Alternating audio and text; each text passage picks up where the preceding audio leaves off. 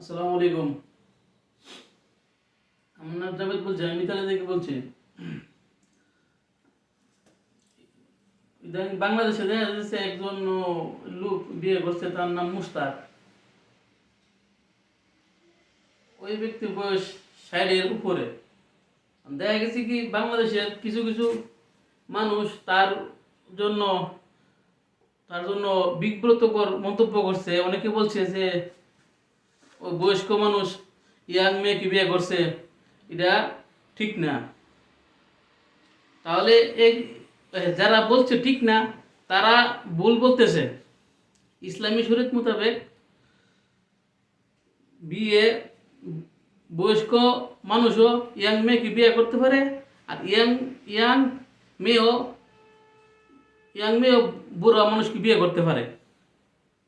অনেক কথা হইতেছে, আপনারা যারা এ ধরনের মন্তব্য করেন, এ ধরনের মন্তব্য করা ঠিক না।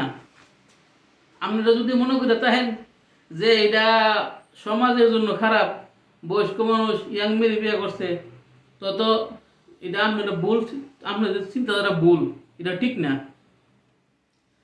এখন দেখা গেছে কি তা আপনার মুস্তাক যদি বিয়ে না করে অবৈধ সম্পর্ক রাখতো, তো এতে আপনাদের কাছে ভালোই লইলে। আর ওই লোকে বিয়ে করছে, আপনাদের কাছে ভালো লাগতেছে না। ওখানে ইসলামে যদি আপনি অনুমতি দিয়া থাকে, মোহাম্মদ সাল্লাল্লাহু আলাইহি ওয়াসাল্লাম আয়েশা রাদিয়াল্লাহু আনহা বিয়ে করছিল, ওই সময় বয়স আয়েশা রাদিয়াল্লাহু আনহা বয়স ছিল 9 বছর, আর মোহাম্মদ সাল্লাল্লাহু আলাইহি ওয়াসাল্লামের বয়স ছিল প্রায় 50 বছরের উপরে। তাহলে ইসলামে যদি অনুমতি দিয়া থাকে, তাহলে আপনাদের এত সুলকানি কেন? আপনাদের সুলকানি থাকার কথা না। আপনারা ইসলাম বুঝেন না, ধর্ম বুঝেন না, শুধু শুধু শুধু শুধু সিলাসলি করেন, কাপ কাপ করেন। ইটা বাদ দেন আর নিজের সরকারে তেল দেন। এটাই আপনারা নয়তো ধর্ম জানেন না, ইসলাম জানেন না। আপনারা এজন্য আপনারা এ ধরনের কোনো ধরনের বাজে উক্তি দেখা গেছে কিতা মুস্তাকের নামে আর করবেন না।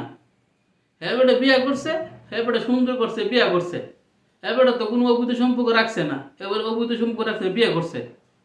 কথা বুঝতে পারছেন? আপনারও যদি পারেন, আপনারও বিয়া করেন, কোনো সমস্যা নাই। এটা তো আর বিয়া তো ওই হারাম জিনিস নেই। বিয়ে হইলো ইসলাম ধর্মের একটা জায়েজ, এটা বৈধ। এজন্য আমি বললাম যে আপনারা এই বিষয়টা নিয়ে আর গাঁটাগাঁটি করেন না। এটা এটা হইলো আপনার ভালো কাজ। আপনার যেটা ভালো কাজ এটা ভালো বলবেন, আর খারাপ কাজটা খারাপ বলবেন। যাই হোক, আমি এতটুকু বলতেছি, আর বেশি কিছু বলবো না। হুদা হাফেজ, ভালো থাকেন। আসসালামু আলাইকুম।